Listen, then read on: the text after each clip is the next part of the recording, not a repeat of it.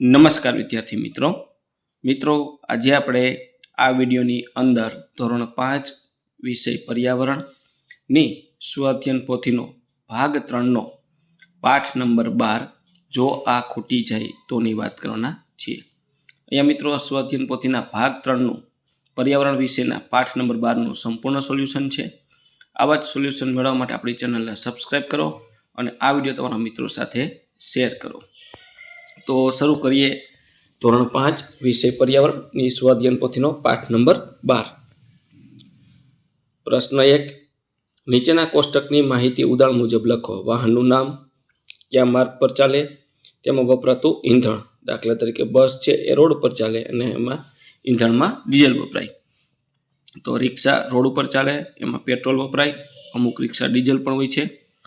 Car road ઉપર ચાલે, petrol અને ડીઝલ બંને પ્રકારના આવે છે। એરોપ્લેન આકાશમાં અને એમાં ATF jet fuel.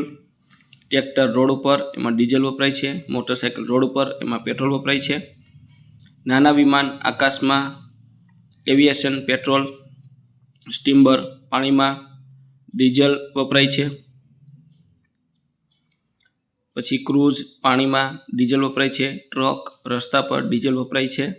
Scooty road ઉપર અને વીજળી એટલે કે ઇલેક્ટ્રિક બાઇક જે આપણે છે એ આવી છે, સ્કૂટી ટાઈપની હોય છે એ રોડ પર। ત્યાર પછી બીજું, ખનિજ તેલમાંથી મળતા જુદા જુદા ઉત્પાદનોના નામ લખો અને તેના ઉપયોગ લખો। ઉત્પાદનો kerosene, petrol, diesel, jet fuel.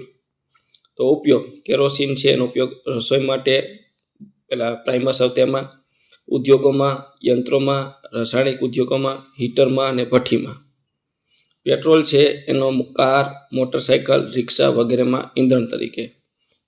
Diesel છે બસ, રેલગાડીના ઈંધણ તરીકે અને જેટ ફ્યુલ છે એ વિમાનના ઈંધણ તરીકે। મિત્રો વિડીયો સારો લાગ્યો હોય તો લાઇક, શેર અને સબસ્ક્રાઇબ કરવાનું ભૂલવાનું નથી। પ્રશ્ન 3 નીચેના ચિત્રોને ઓળખો અને તેના નામ લખો। પહેલું છે વોટર સોલાર કહેવાય છે, જે પાણી ગરમ માટે છે। બીજું સૂર્ય કુકર રસોઈ બનાવવા માટે। ત્રીજું અહીંયા સોલાર પેનલ છે, બરાબર, ઘરમાં જે આપણે રૂટોપ કહીએ સોલાર પેનલ એ છે। પછી અહીંયા સોલાર ગાડી છે અને સોલાર લેમ્પ છે। તો અહીંયા તમારા મિત્રો લખવાનું છે ઘર માટેનું સોલાર પેનલ, રૂટોપ જેને આપણે કહીએ છીએ। ત્યાર પછી પ્રશ્ન 4 મિત્રો વિડીયો સારો લાગ્યો તો લાઇક, શેર અને સબસ્ક્રાઇબ કરવાનું ભૂલવાનું નથી।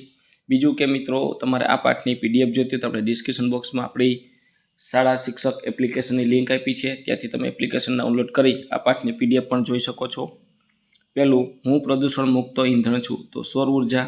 બીજું, હું રસોઈ ઘરમાં ઈંધણ તરીકે વપરાવું છું તો એલપીજી। ત્રીજું, હું બસમાં ઈંધણ તરીકે વપરાવું છું તો ડીઝલ। ચોથું, મારા ઉપયોગથી સૂર્ય કુકર કામ કરે છે, સૌર ઉર્જા।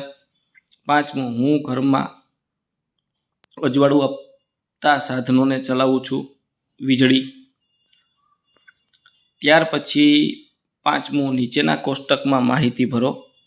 વડીલો તેમના બાળપણમાં વિવિધ કામો માટે કયા કયા સાધનો કે ઈંધણ વાપરતા હતા? કામ અને તે માટે વપરાતા સાધનો ઈંધણ। અજવાળું મેળવવા વડીલો ફાનસ અને દીવો કરતા। મુસાફરી માટે બળદગાડું અને ઘોડાગાડી હતા। રસોઈ બનાવવા માટે લાકડું અને કોલસો હતા।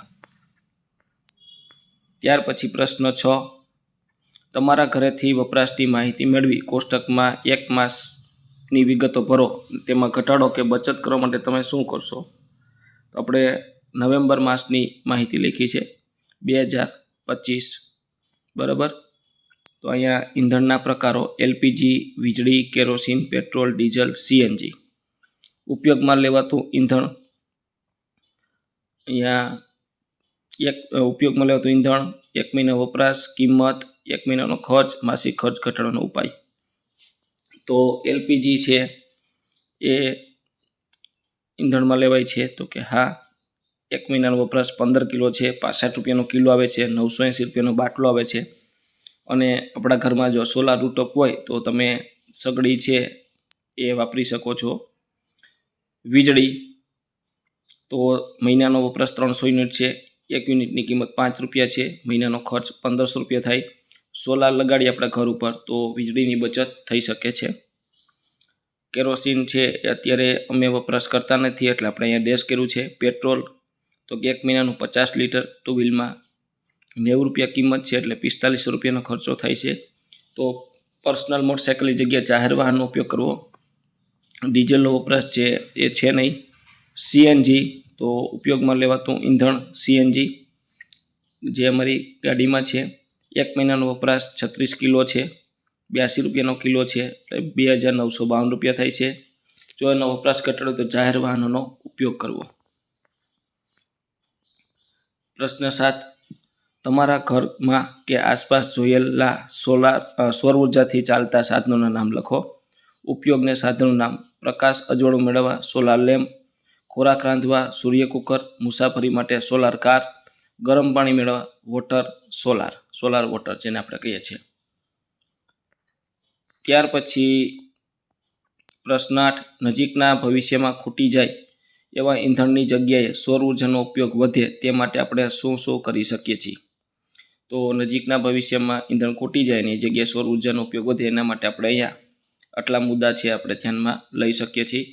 ઘરની છત પર સોલાર પેનલ લગાડવી, સોલાર કુકરનો ઉપયોગ કરીને ભોજન બનાવવું, સોલાર લેમ્પ અને સોલાર લાઇટ વાપરવી, પાણી ગરમ કરવા માટે સોલાર વોટર હીટરનો ઉપયોગ કરવો, શાળા અને જાહેર સ્થળોએ સોલાર ઉર્જાનો ઉપયોગ કરવો, લોકોને સૌર ઉર્જાના ફાયદા વિશે જાગૃત કરવું, વીજળી અને ઈંધણનો બચતપૂર્વક ઉપયોગ કરવો.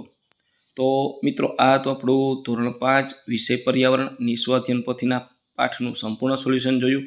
મિત્રો આવા સરસ મજાના સોલ્યુશન મેળવવા માટે આપણી ચેનલને સબસ્ક્રાઈબ કરો અને આ વિડીયો તમારા મિત્રો સાથે જરૂરથી શેર કરો.